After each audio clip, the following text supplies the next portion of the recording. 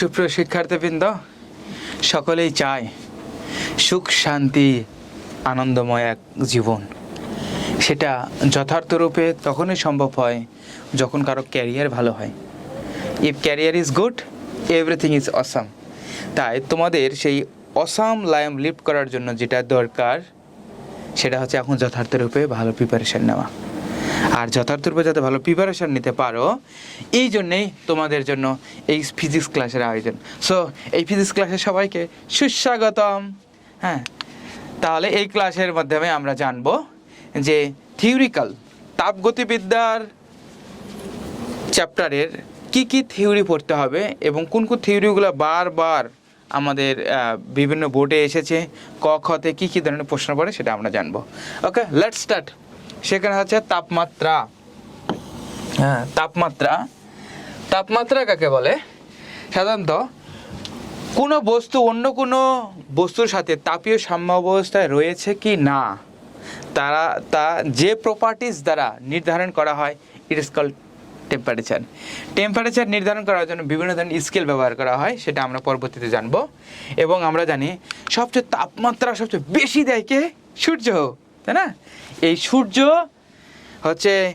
সূর্যের তাপমাত্রা যে যন্ত্রের সাহায্যে মাপা হয় তার নাম হচ্ছে পাইরোহ্যালিওমিটার। এর সাহায্যে 6000-এর বেশি টেম্পারেচার মাপা যায়। এটা হচ্ছে যায়।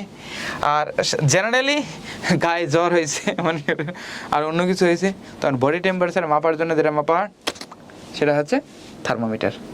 হ্যাঁ, সাধারণত। ওকে, নেক্সটলি আমরা যেটা দেখব সেটা হচ্ছে আমরা জানি তাপমাত্রা পরিমাপের যে যন্ত্রের সাথে মাপা হয় সেটা হচ্ছে থার্মোমিটার। তাপ যে যন্ত্রের সাথে মাপা হয় সেটা হচ্ছে ক্যালোরিমিটার। ক্যালোরি আমরা জানি 1 ক্যালোরি সমান কত বলো তো 4.2 জুল। বাট এটা পড়ে না, 1 জুল সমান কত? তাহলে 1/4.2 মানে 0.23। হ্যাঁ, এরকম 23 ক্যালোরি। এটা আমাদের সাধারণত পড়তে হয়। এখন এই যে নেক্সটলি জানবো সেটা উষ্ণতামিতিক ধর্ম। তাপমাত্রা কোন যন্ত্রের সাথে মাপা হয় জানো? Thermometer, correct? হ্যাঁ, থার্মোমিটার। এখন এই থার্মোমিটার তৈরি করতে যেসব পদার্থে যেসব উষ্ণতামিতিক ধর্ম পরিমাপ করা হয় সেটাতে বলে উষ্ণতামিতিক পদার্থ। হ্যাঁ, মানে যেসব পদার্থের উপর ভিত্তি করে ওই পদার্থটাকে থার্মোমিটার তৈরি করতে ইউজ করা হয় সেটাকে বলা হচ্ছে উষ্ণতামিতিক ধর্ম। আর উষ্ণতামিতিক পদার্থ সাধারণত কাকে বলা হয়? যেমন পারদ এবং হচ্ছে অ্যালকোহল। হ্যাঁ, এগুলো হচ্ছে উষ্ণতামিতিক পদার্থ। নেক্সটলি সেটা আমি তোমাদের কিছুক্ষণ আগে বললাম যে তাপমাত্রা পরিমাপ করার জন্য বিভিন্ন ধরনের স্কেল ব্যবহার করা হয়। তার মধ্যে 1 নম্বর হচ্ছে সেন্টিগ্রেড, 2 নম্বর হচ্ছে কি ফারেনহাইট, 3 নম্বর হচ্ছে কেলভিন, 4 নম্বর হচ্ছে রোমার, 5 নম্বর হচ্ছে র্যাঙ্কিং। এই 5 ধরনের স্কেল সাধারণত তোমাদের সিলেবাসের মধ্যে ইনক্লুডেড করা হয়েছে। তার মধ্যে এটা সবচেয়ে জানতে হবে লোয়েস্ট পয়েন্ট এবং হাইয়েস্ট পয়েন্টগুলো কী, কারণ এখানেতে ত্রুটিপূর্ণ থার্মোমিটারে যে কোনো রেটিং নির্ণয় করার জন্য এটা জানতে হবে। তার এটা হচ্ছে সেন্টিগ্রেডের ক্ষেত্রে 0 ডিগ্রি, আর এটা হচ্ছে 100 ডিগ্রি, আর এটা হচ্ছে লাস্ট মাইনাস ফার্স্ট। হ্যাঁ, এটা করলে হচ্ছে মৌলিক ব্যবধান হচ্ছে 100, আর এটা হচ্ছে 32, আর এটা হচ্ছে কত 212।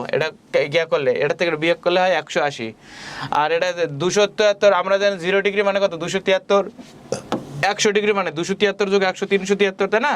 300, এখানে ব্যবধান হচ্ছে 100। আর হচ্ছে এই র্যাঙ্কিংয়ের 492 672 করলে হয় 180, এবং রোমার 0 80, তার মানে 80। তো এই জায়গাটা গেল। আমরা জানি সাধারণ ফর্মুলা C/5 ইকুয়াল টু কি বলো তো? F - 32/9 ইকুয়াল টু কত? K - 273/5। হ্যাঁ, এটা হচ্ছে আমাদের জেনারেল ফর্মুলা। বাট যেহেতু এর হচ্ছে 0 এবং হচ্ছে 100, তাই না? এবং এর মান হচ্ছে 32 এবং কত হচ্ছে 212, আর এর মান হচ্ছে 273 আর হচ্ছে 373।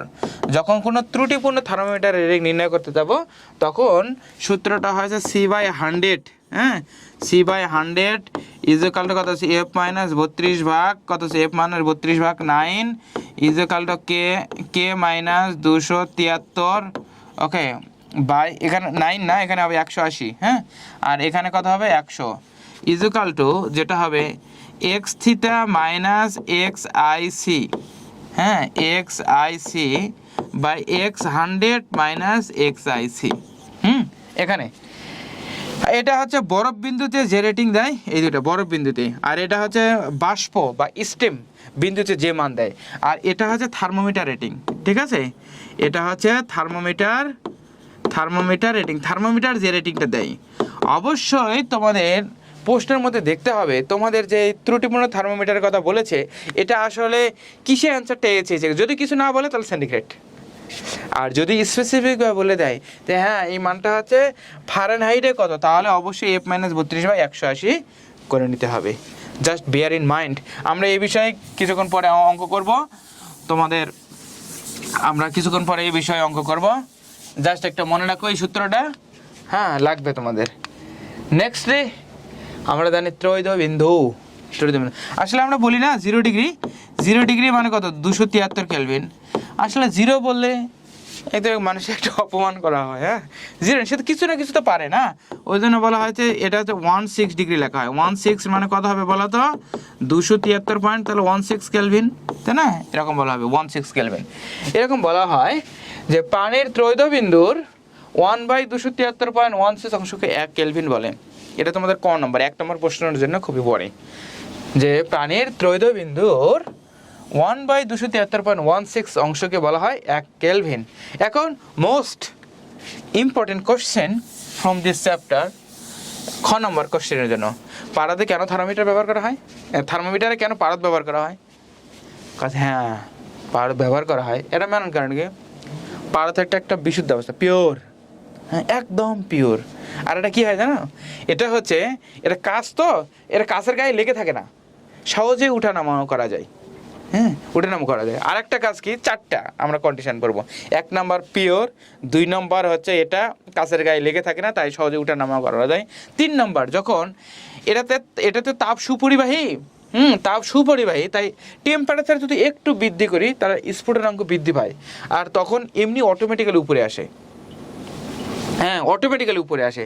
আর একটা কি, পারদের টেম্পারেচার যখন হিমাঙ্ক যখন -39 ডিগ্রি থাকে ও 357 ডিগ্রি পর্যন্ত থাকে তখন অটোমেটিক্যালি তরল থাকে, হ্যাঁ, আর এই তরল থাকার কারণে এই আমাদের ব্যবহার করা হয়, এই থার্মোমিটারে পারদ ব্যবহার করা হয়। এই 4টা কোশ্চেন খুবই পড়ে, হ্যাঁ। So thank you so much, আমাদের নেক্সট পর্বতে জয়েন করো।